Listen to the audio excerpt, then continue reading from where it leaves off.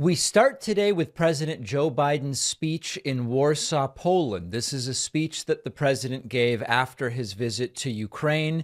This is a visit in general, and also in particular, a speech that has really exposed the worst of the authoritarian right wing in the United States. And one of the fascinating things, as we're going to look at some clips here of this speech that President Biden gave, President Biden focused in on a criticism of autocrats and authoritarians. Overtly, he's talking about Vladimir Putin. But when you listen to the criticism, this would just as accurately apply to the authoritarian, autocratic, dictatorial wannabe MAGA right of the United States. Joe Biden was super strong in this speech. Let's take a look at this first section about autocracy and the importance of opposing it anywhere that we see it. President Putin's craven lust for land and power will fail, and the Ukrainian people's love for their country will prevail. Democracies of the world will stand guard over freedom today, tomorrow, and forever.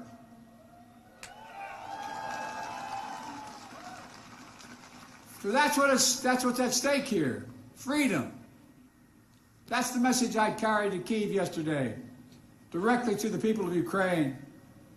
When President Zelensky said he came to the United States in December, quote, he said, "This struggle will define the world and what our children and grandchildren, how they live, and then their children and grandchildren." He wasn't only speaking about the children and grandchildren of Ukraine. He was speaking about all of our children and grandchildren, yours and mine.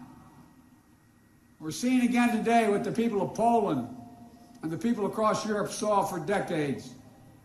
Appetites of the autocrat cannot be appeased. They must be opposed. Autocrats only understand one word: no, no, no. No, you will not take my country. No, you will not take my freedom. No, you will not take my future. And I'll repeat tonight what I said last year in this same place. A dictator bent on rebuilding an empire will never be able to ease the people's love of liberty. Brutality will never grind down the will of the free. And Ukraine will never be a victory for Russia. Never. So one of Biden's strongest speeches, and of course, he doesn't write these, he puts his touch on them, but he's not writing these speeches. But the message, as much as it here is designed for Putin, it could go for Orban, it could go for Trump, it could go for the former Brazilian president, Jair Bolsonaro. All of these autocrats have this wannabe dictator streak. And what is stunning is that even though the right has claimed a monopoly on freedom and liberty in the United States for, at this point, probably 2 decades, it is increasingly the right that wants to restrict freedoms of all sorts of kinds. What can we teach? What can we say? What can social media companies do? What can other private industries do? What can people do in their bedroom? What pronouns can people choose to be called by? Right? Increasingly, it's the Democratic Party, of which I am not a part, as many of you know. I have no particular concern with the Democratic Party, but this happens to be a Democratic president who is actually the one talking about freedom and liberty in a more serious way. Joe Biden continued and said that, well, let's just listen. He addressed the Ukrainian conflict specifically.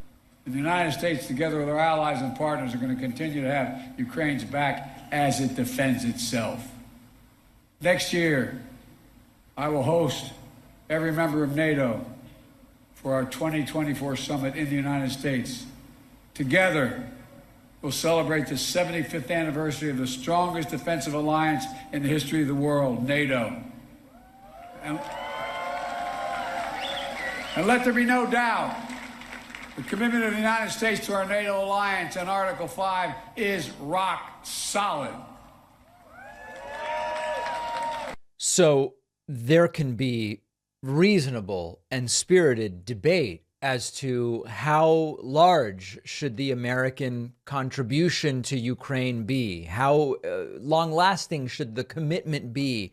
And is it fair or reasonable for the United States to be disproportionately supporting Ukraine in comparison to other allied countries? All of those are reasonable conversations. But what Joe Biden distilled clearly in this speech is something that it's shocking people still have to be reminded of it. And I know they do, because Vladimir Putin recently said in his address something along the lines of the U.S. started this war, or Ukraine started this war. It wasn't Russia who started the war. Russia started the war. This is a defensive situation for Ukraine, and Joe Biden doing a good job of pointing that out. And then going further in terms of what the U.S. and Western allies are seeking and what they are not seeking. So tonight, I speak once more to the people of Russia. The United States and the nations of Europe do not seek to control or destroy Russia. The West was not plotting to attack Russia, as Putin said today. Right. And millions of Russian citizens who only want to live in peace with their neighbors are not the enemy. This war is never a necessity. It's a tragedy. President Putin chose this war. Every day the war continues is his choice. He could end the war with a word. It's simple. If Russia stopped invading Ukraine, it would end the war. If Ukraine stopped defending itself against Russia, it would be the end of Ukraine. That's why together we're making sure Ukraine can defend itself. Yeah. And again, it is stunning that this has to be repeated. You can still make the case that despite it being a defensive situation for Ukraine, the U.S.'s involvement should have limits. That's a perfectly reasonable conversation to have. I don't know of anyone on the left who is saying that these are unlimited blank checks for the end of time. That is not what I'm hearing anybody saying. If somebody is saying that, please let me know. But the context and the circumstances in which this is happening must be restated regularly, because there is a propaganda effort from Putin and from others to pretend that the circumstances are different. Let's next talk about how this entire Ukraine visit has broken the brains of many right-wingers. Yesterday, we talked a little bit about how Joe Biden's visit to Ukraine on President's Day, can you imagine, has been used to say, well, he really should have been at the border, or he really should have been in East Palestine. I was told very politely by people I was mispronouncing it yesterday. This is the problem when I only read news as opposed to watch it. I don't know that it's pronounced Palestine instead of Palestine. Okay. The argument that some of these right-wingers were making was, oh, it was the wrong day to go to Ukraine instead of the border or to Ohio. The brains of a lot of these folks continue to break endlessly. Don Jr. made the argument that it was particularly bad that Biden went to Ukraine on President's Day because Russia is to blame for the train derailments. I mean, it's all making very little sense. Right, we have derailment after train derailment with environmental disasters. No one asking if it's maybe the Russians retaliating after the article came out about us possibly attacking the Nord Stream 2 pipeline. Okay. That article has been widely debunked, and it's based on almost nothing. The article has been ridiculed widely and has been widely debunked. We actually know with almost total certainty what happened with the train derailment. There are hot box detectors, which are recommended to be placed every 20 or 25 miles to determine, is something getting too hot on the train, a bearing or other things. There is video footage that suggests that 20 miles out of East Palestine, there was already a fire on the train. There was no such detector there to notify the train crew. As a result, because it is not a requirement to have those hot box detectors, we ended up with what we ended up with. And Don Jr. is talking about Russia. You know, the Trumps love to say, why does everybody talk about Russia? He's talking about Russia when it makes no sense to be talking about Russia. And it's all because their brains are broken. Also important to mention, over time, train derailments per mile traveled have continued to decline in the United States. They're not actually up. There are still too many train derailments, and they are an unfortunately regular thing if you count train and subway and all of these different things. But derailments have actually declined. So that's Don Jr. Ben Shapiro, on the other hand, suggests with no evidence that the air raid sirens in the background of Biden's visit to Ukraine were stage managed. They were staged for Biden's visit. A clip came out of Joe Biden walking through Kyiv with Vladimir Zelensky, and the air raid sirens go off. It's curious. It's weird. They don't even break. Nobody even for a second in the press pool like looks around. Like normally when the air raid sirens go off, and I've been in countries when air raid sirens have gone off. Right? I mean, like I was in Jerusalem last year. The air raid sirens didn't actually go off in Jerusalem, but you were checking your phone consistently for like, where are the rocket attacks falling? Isn't that the best? He goes, I've been in countries where air raid sirens are going off. Like, for example, I was in Jerusalem. Actually, the air raid sirens weren't going off, but I was keeping a really close eye on my phone. It's ridiculous. People tend to have a tendency when a giant noise goes off that says you should get to shelter, people tend to at least look in the air. In this clip, nobody looks in the air. There's a reason for that, as we'll explain in just a moment. Here was Joe Biden with Vladimir Zelensky yesterday walking through Kyiv.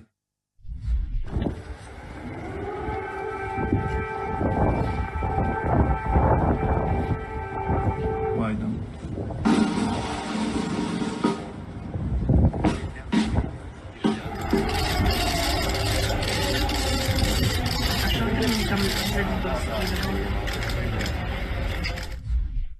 Okay, well, there's only a couple of problems with that clip. One, again, nobody looks in the air while the air raid sirens are going off. The second is that a CNN reporter then went on the air and he's like, oh yeah, by the way, we haven't heard an air raid siren in Kyiv for like 5 weeks.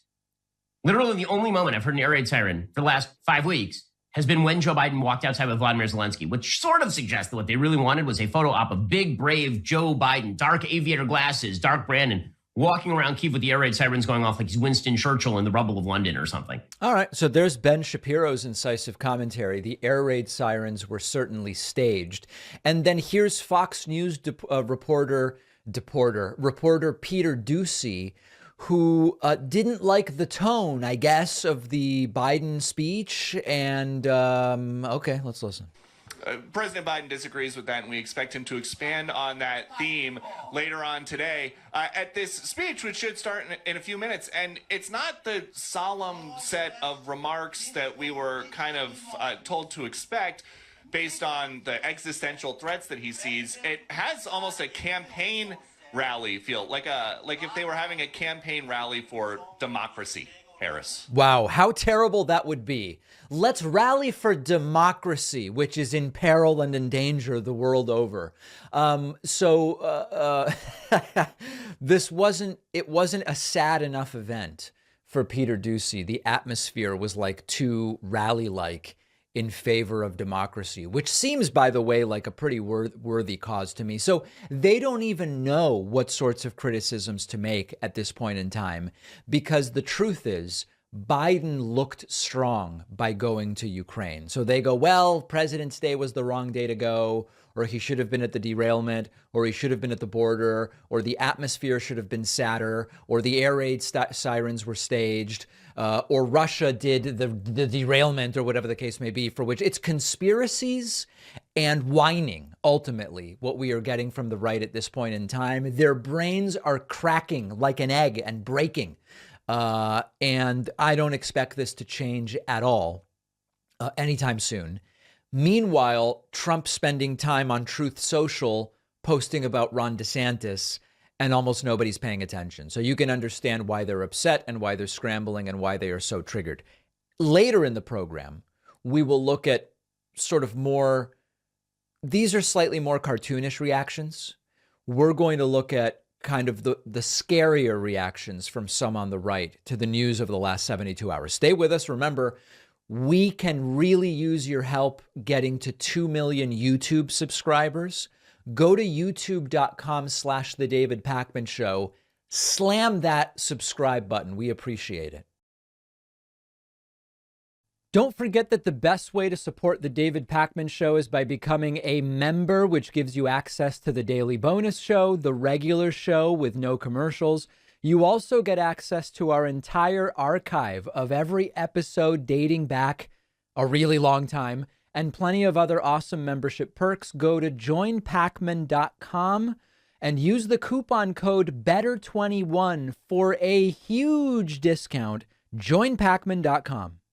Radical Republican Congresswoman Marjorie Taylor Greene is really living up to her nickname, Marjorie Taylor Greene, lately. What started with the suggestion via Twitter that the country needs a national divorce in which we split into two countries, a country of red states and a country of blue states, has not been unilaterally denounced by the wider Republican Party and actually seems to be getting some support from Fox News propagandist Sean Hannity. We knew and we saw that Taylor Greene was trying to push her way into being taken more seriously by the Republican Party once Republicans took control of the House of Representatives. And it seems as though to some degree it is working. So let's look at the tweets that started it all. Marjorie Taylor Greene tweeting, quote, "Why the left and right should consider a national divorce, not a civil war, but a legal agreement to separate our ideological and political disagreements by states while maintaining our legal union. Definition of irreconcilable differences, inability to agree on most things or on important things. Tragically, I think we, the left and right, have reached irreconcilable differences. I'll speak for the right and say we are absolutely disgusted and fed up with the left cramming and forcing their ways on us and our children with no respect for our religion, faith, traditional values, and economic and government policy beliefs." So she goes on to explain more and to make this case on Twitter that we need a national divorce. She then appeared yesterday on the Sean Hannity program. Sean Hannity is a Fox News propagandist. And she said, "I don't want to see civil war, but that's the direction that things are going." And here's my question. How did you get to this point? I mean, I look at topics, for example, how do you reconcile defund the police and no bail laws with law and order? How do you reconcile secure borders and wide open borders? Well, the way you reconcile it is nobody serious on the left is saying that the police should be defunded. And I've not seen anyone argue for open borders. You reconcile it by realizing that you're lying.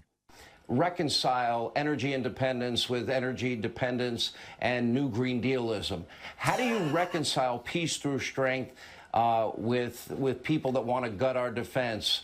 I don't see middle ground on a lot of these issues. So what is the other answer if it's not a divorce? So look at that. Hannity saying the divorce is the natural way to go. Well, exactly, Sean. That's the problem and where we are today. And in my life, in my world, all of my friends are regular Americans. Everyone I talk to is sick and tired and fed up of being bullied by the left, abused by the left, and disrespected by the left. And our ideas, our policies, our ways of life have become so far apart that it's just coming to that point. And the last thing I ever want to see in America is a civil war. No one wants that. At least everyone I know would never want that. Right. But it's going that direction, and we have to do something about it. Wow. Now, there are so many different directions that we could go with this idea. But the most important thing to understand, which makes the entire idea dead on arrival for them, is that the blue state country, if we were to divide up, so to speak, the blue state country would be fine. The red state country would not be viable because these folks, they don't like to admit it, but look at the data. Blue states regularly outperform red states in terms of GDP per capita. Now, a lot of people say, well, the blue states have higher GDP because they have more population. Well, but look at it per capita, okay? The blue states would end up being quite a wealthy country. The red states as a country, not so much. Blue states have more diverse economies. Blue states aren't as reliant on any one industry or sector. Red states, on average, are extraordinarily reliant on one industry. Texas overwhelmingly is an oil state.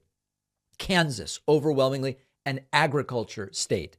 This makes the red state economies significantly less dynamic and dramatically more vulnerable to one industry fluctuating.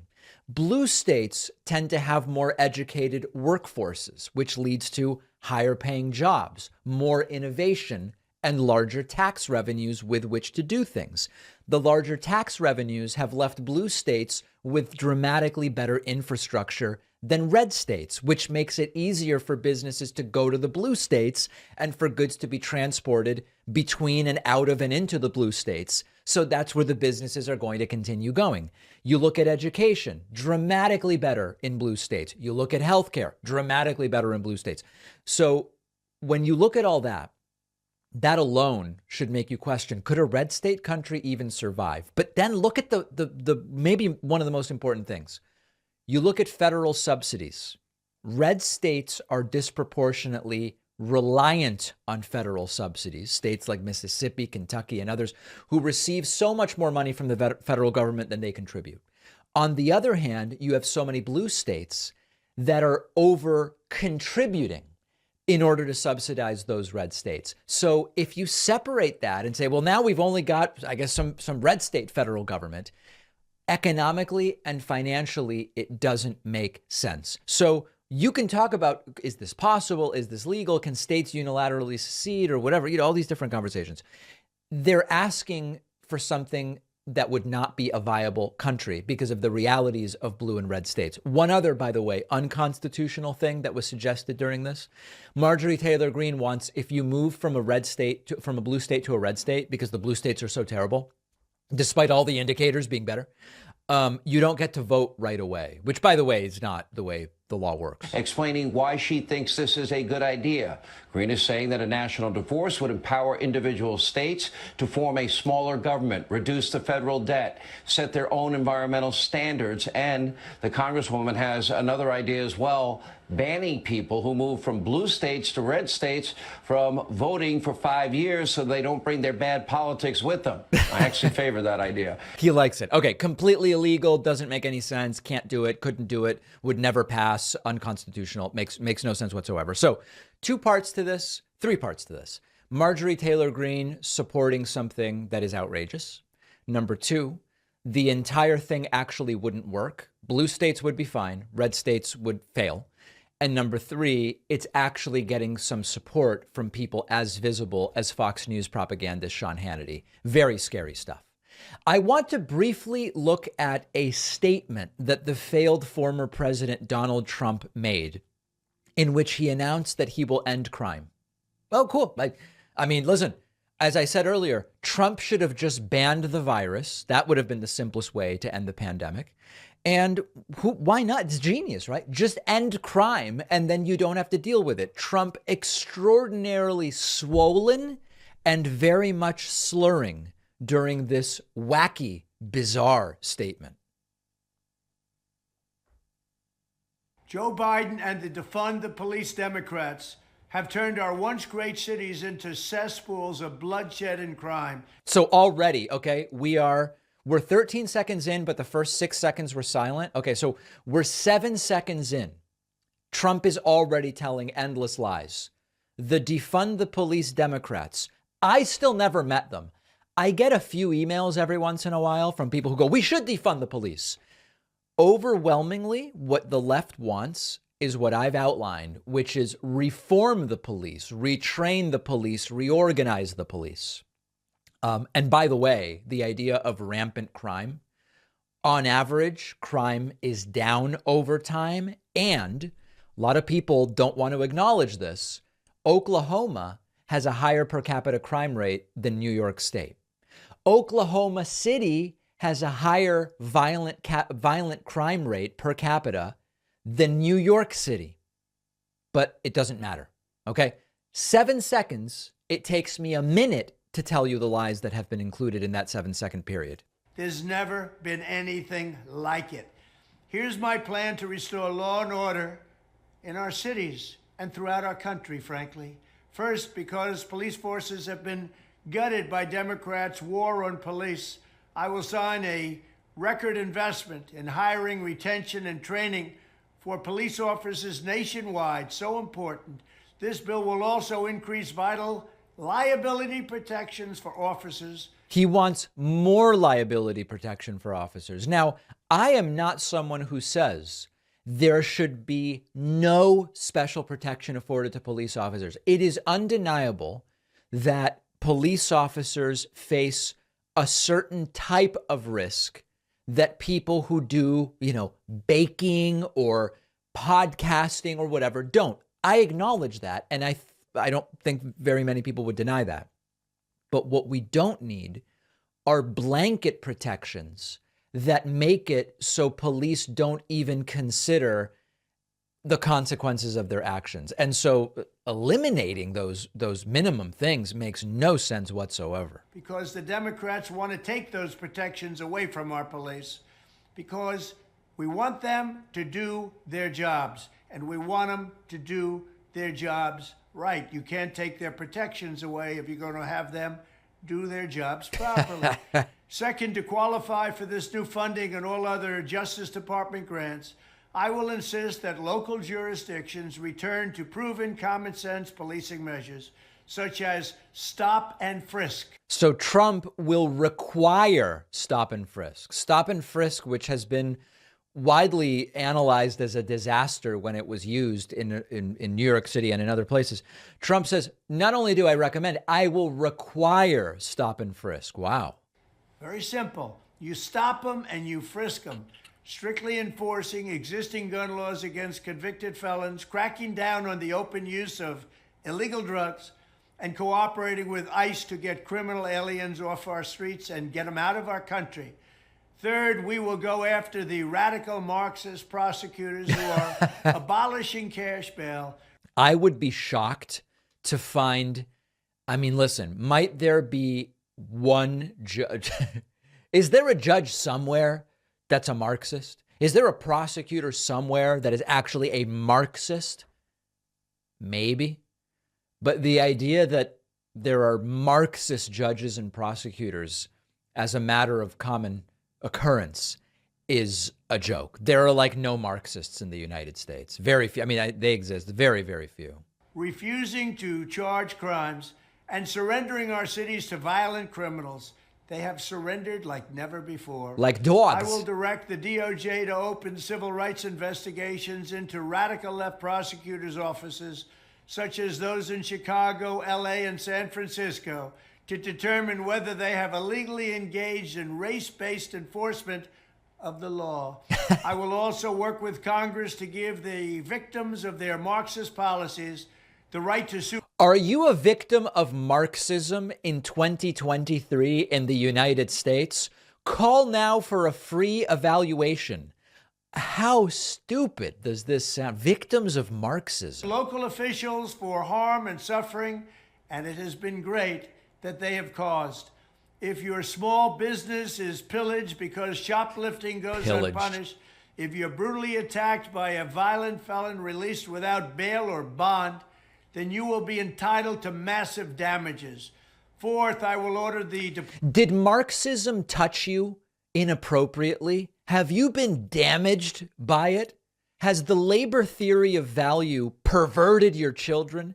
Call now. You may be entitled to compensation. Department of Justice, or some people call it the Department of Injustice right now, and Homeland Security dismantle every gang, street crew, and drug network in America. Yeah. Every single one of them will be dismantled.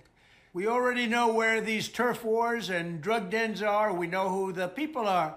People. And we're going to charge them and charge the culprits with every crime that we can find. I don't know why he's screaming. I genuinely don't. We're going to be fair, but we're going to be tough. We also need the death penalty for drug dealers. So important. And I'd add to that human traffickers. Drug dealers and human traffickers. Kill them. Get the death penalty. There you go. Watch it stop and stop quickly. All right. So there is Trump's plan to end crime. And it never really makes any sense. What he says. It also doesn't make sense that his right eye is almost completely swollen shut. I've still never been able to understand that. So I didn't know it was so simple.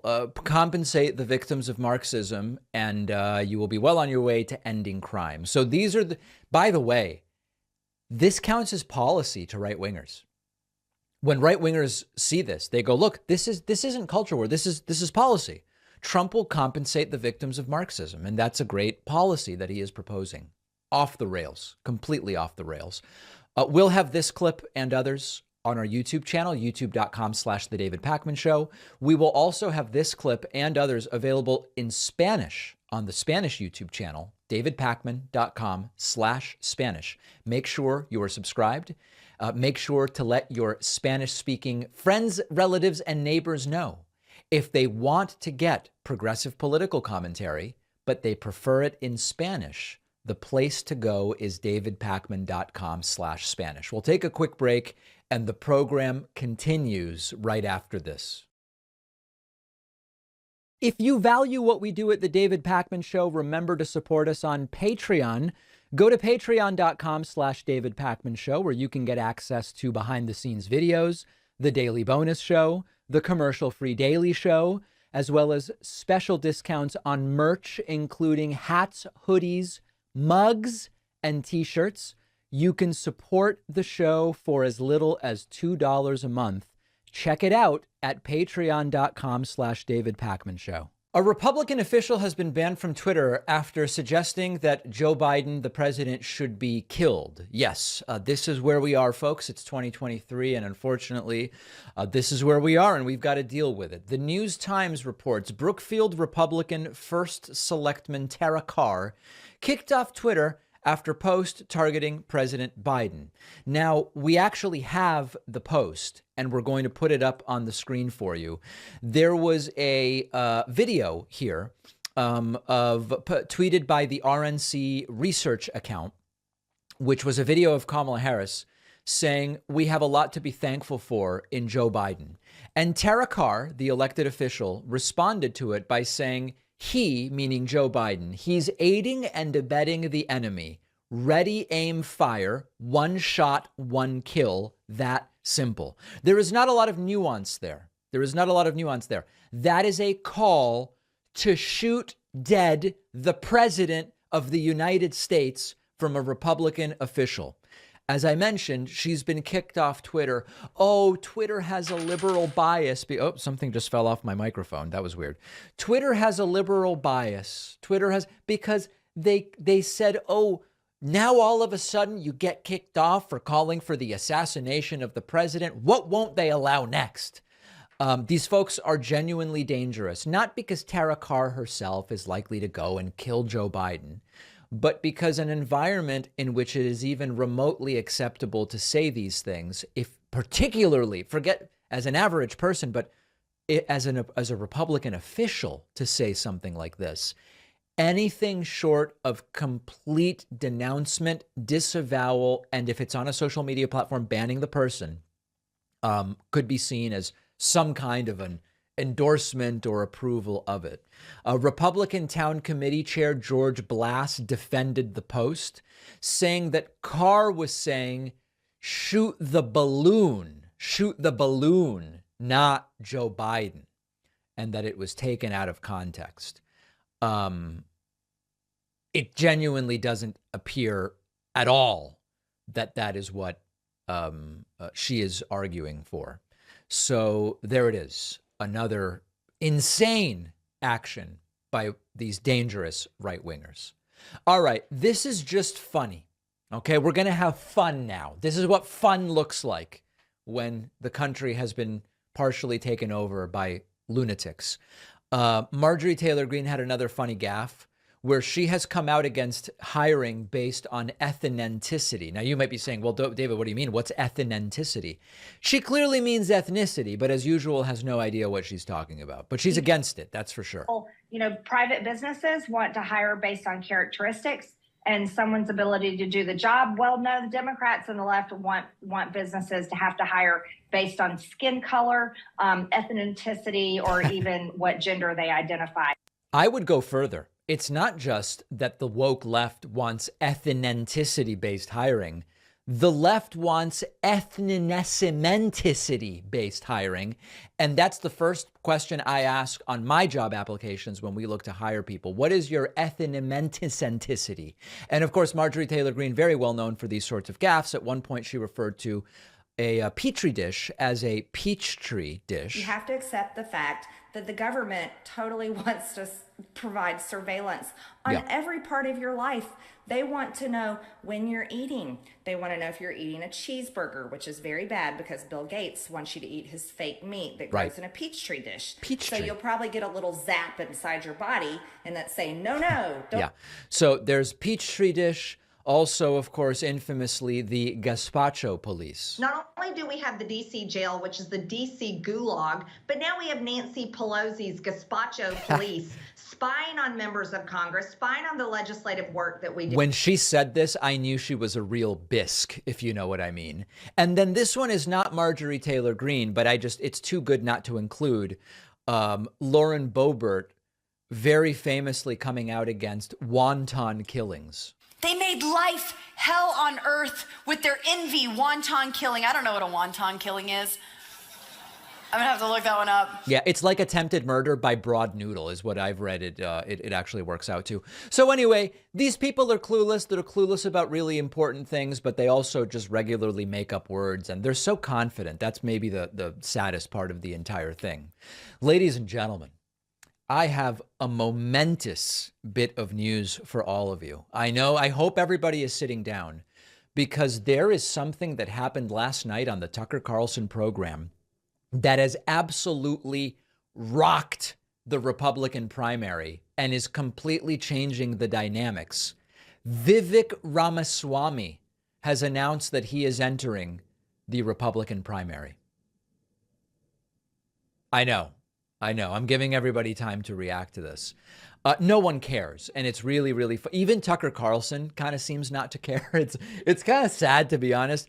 Vivek Ramaswamy is this is so stupid. He's an anti-woke entrepreneur, and he founded last year something called Strive Asset Management. It's an asset management firm which on its website says it seeks to restore the voices of everyday citizens.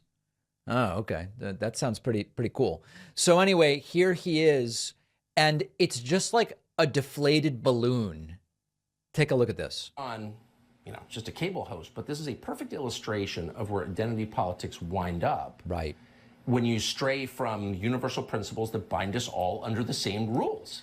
Exactly. I mean, we are in the middle of this national identity crisis, Tucker, where we have celebrated our diversity and our differences for so long that we forgot all of the ways we're really just the same as Americans, bound by a common set of ideals that set this nation into motion 250 years ago. Whoa. And that's why I'm proud to say tonight that I am running for United States president to revive those ideals in this country, those basic rules of the road. Meritocracy, the idea that you get ahead in this country, not on the color of your skin, but on the content of your character. Right. The idea that you are allowed to speak freely, yes, to be wrong sometimes, as long as your neighbor gets the same courtesy in return. The idea that the people who we elect to run the government, by the way, are the people who actually run the government. Basic rules of the road. These are the things that bind us together. You and I have different shades of melanin. You know what I say? So what? You know, I could have sworn that he said different shades of melon. Like, Tucker's more of a honeydew guy, whereas Vivek is really preferential to cantaloupe. But I think what he's saying is different shades of melanin, right? Like different skin color. That's not beautiful. That is not our strength. Our diversity is meaningless if there's nothing greater that binds us together across that diversity. Yeah. And the reason that I'm running for president is to revive those ideals. And I believe deep in my bones they still exist, that most Americans still believe in them, but we need to rediscover that. And the only way we can do it is by start talking openly again. So I'm not going to ask you. Yeah. Really a momentous thing. And then on Twitter, Vivek Ramaswamy announced he will end affirmative action, tweeting, quote, as U.S. president, I will end federally mandated affirmative action. Full stop. I will repeal Lyndon Johnson's executive order 11246, which mandates race-based quotas Every Republican since Johnson had the opportunity to do it. I'll do it on day one without apology. Well, he won't do it, and it won't be day one. There will be no day one. And there is just something funny about, in particular, like when somebody like this announces, do you think they know that this is a joke? Or do they actually sit somewhere and go, you never know, I might be able to pull this thing out. I'm just not sure. But a very, very big get, as you can see, for Tucker Carlson getting this announcement on his program.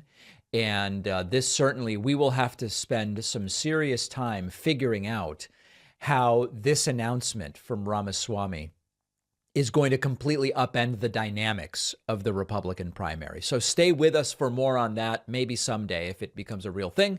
We're going to take a quick break and much more to discuss. I'm very much glad you're with us today.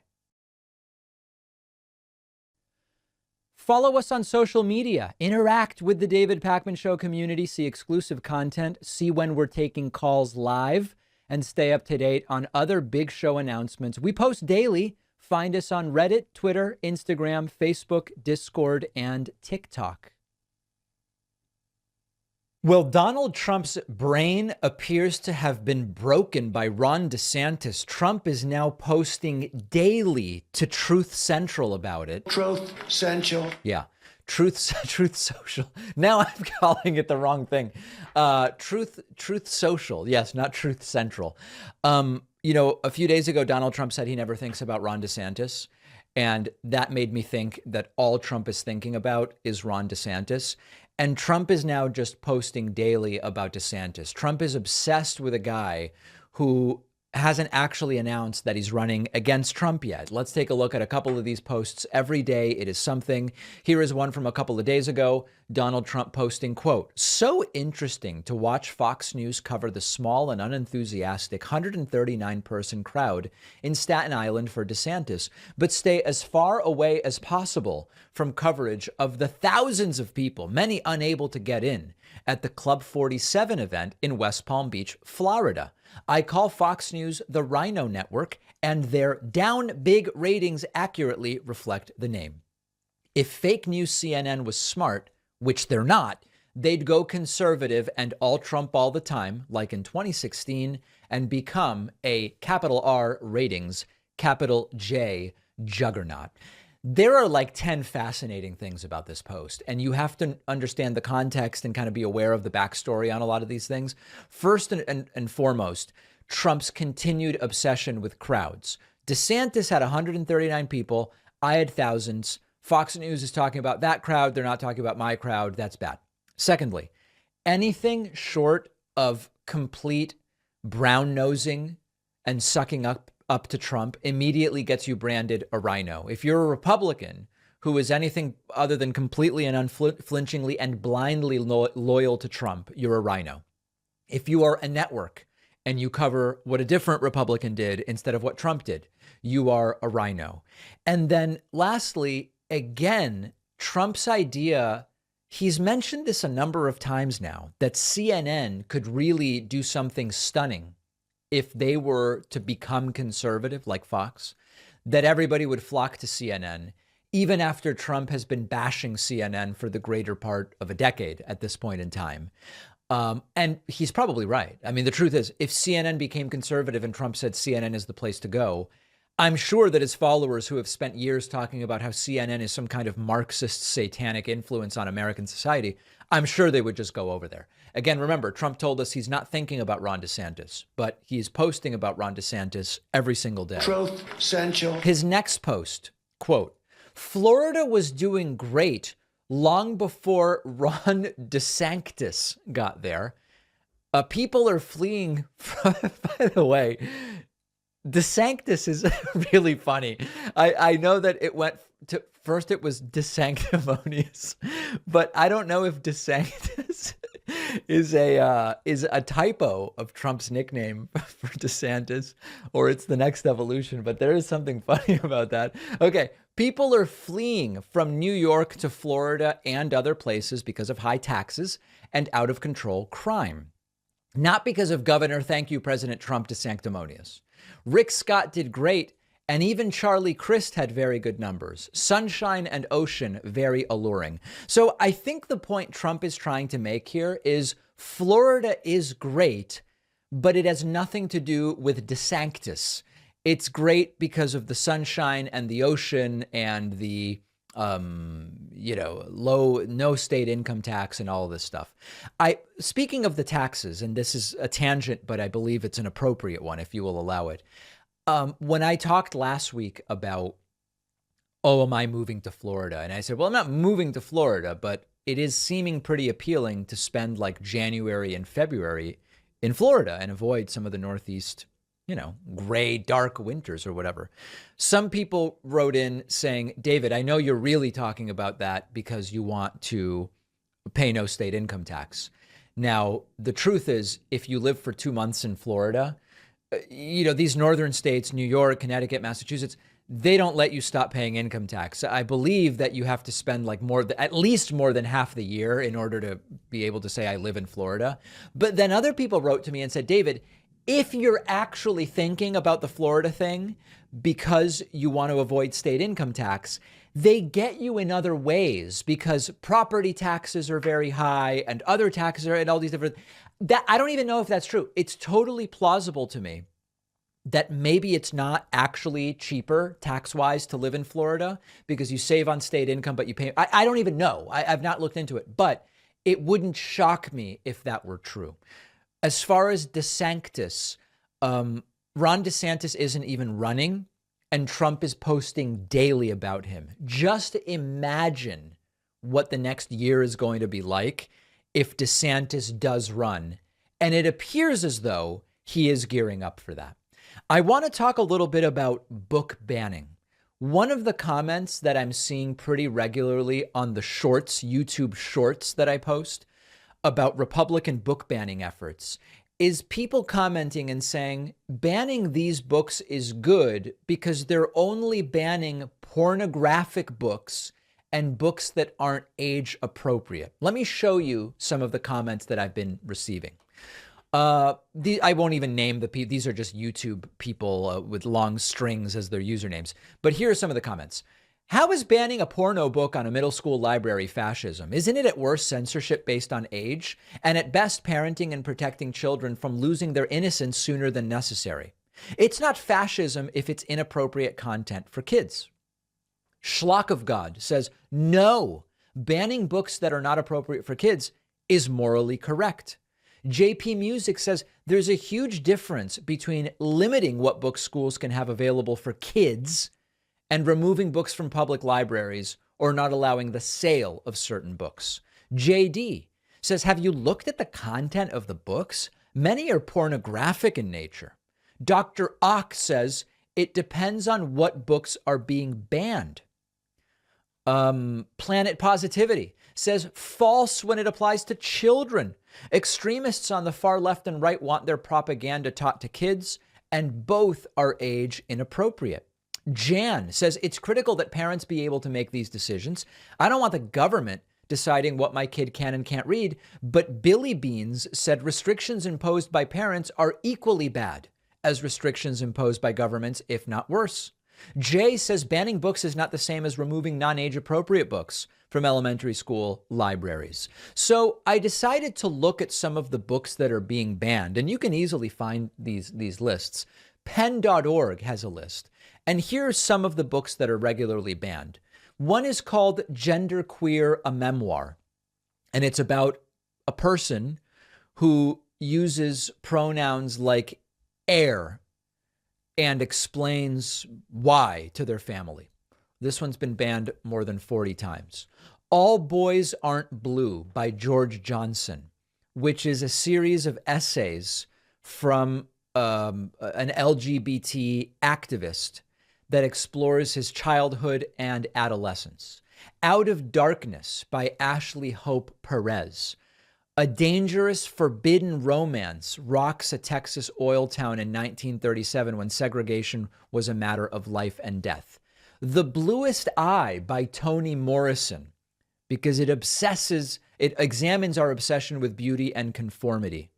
And you can go through these and you can get a bigger list. And this is going to be sort of hard to see because of the Zoom, but you see that there are all these different books that have been banned. Some have been banned by administrators, some have been challenged by parents. You see all these different examples. And I have to tell you, I spent time randomly picking these books, and I went to Amazon and I did the look inside and I read, a number of pages that are available. The vast majority of these books are neither pornographic nor extreme. However, many of them do have storylines that it seems many right-wingers don't like. Sometimes there are gay characters. That's it. So they want the book banned. Sometimes there are descriptions of sexual encounters. And we could have a conversation. Is that appropriate for 7-year-olds? Well, maybe not. But is it appropriate for high school juniors? Yeah, it's fine. In some of them, there are descriptions of non-binary people or whatever the case may be. The overwhelming majority of these books are not pornographic. And it is very clear that a lot of the people saying it's good to ban these books have absolutely no idea what is in the books. I also want to say another thing. A lot of these books don't seem that great to me. And what I mean by this, I'm not saying a lot of this stuff is just personal preference at the end of the day, right? Like what kind of stuff do you enjoy reading? A lot of these books, as I look at them, aren't particularly titillating, but they also don't seem particularly interesting to me. And it seems to me that making a big deal for any reason out of these books just doesn't really make sense. If this is a book that a teacher wants to have in a curriculum, it just seems very strange to get all shaken up about it. And what I was reminded of course, is that the right-wingers that want a lot of these books banned are really the snowflakes. They love to say, oh, the left is so sensitive. The left can't handle anything and all these different things. I mean, listen, gay relationships exist. Slavery existed. Brutality existed. Non-binary people exist.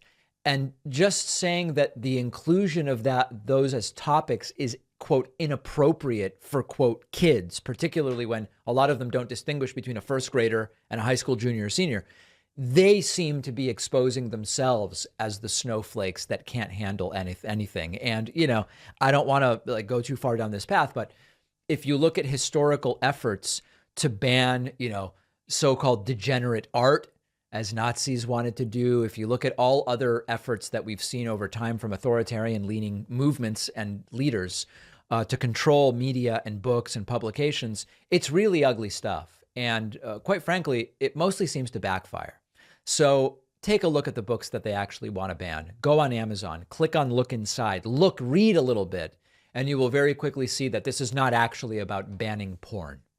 We have a voicemail number. That number is 219-2-DAVID-P. And this caller has a question about the impact that the train derailment may have on the 2024 election. Hey, David. So the situation in East Palestine, Ohio, what do you think the political ramifications will be for 2024? Does this make it harder for Democrats to win Ohio because we are in power right now? And whatever happens will get blamed on Democrats or the lack of things that are going on now. Do you think that it'll have political ramifications for 2024? Thanks, bye. I really don't.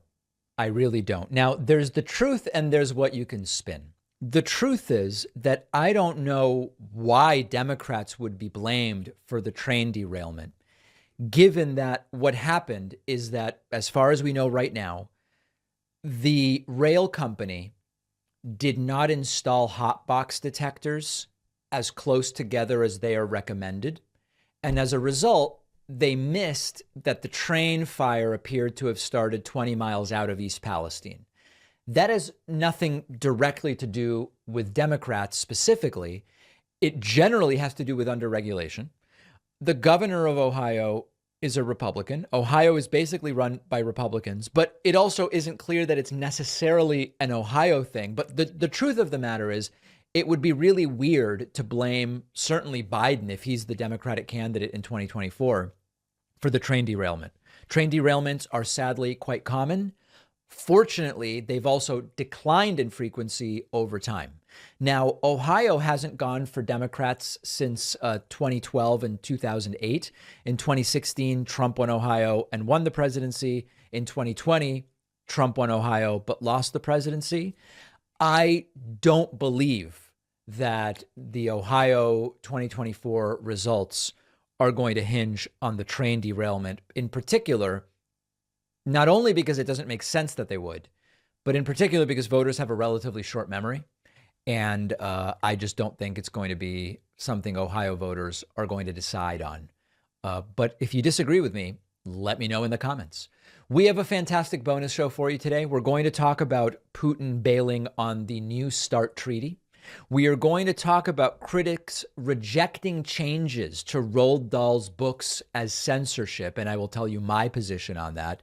And we will talk a little bit about Project Veritas founder James O'Keefe out at his organization, partially because of multiple harassment claims, as I understand it. All of those stories and more will be on today's bonus show. Oh, the bonus show where you want to make money. Sure. Everybody else that makes money to fund themselves is bad. Yeah. Help us make a little money on the bonus show. We call it Funding Independent Media. You can sign up at joinpacman.com. This gets you instant access to the bonus show. It funds all of the work we do, and you get the daily show without commercials hours before everybody else. You can sign up at joinpacman.com. You can use the discount code 24 starts now. And boy, has it ever. I look forward to seeing you on today's bonus show.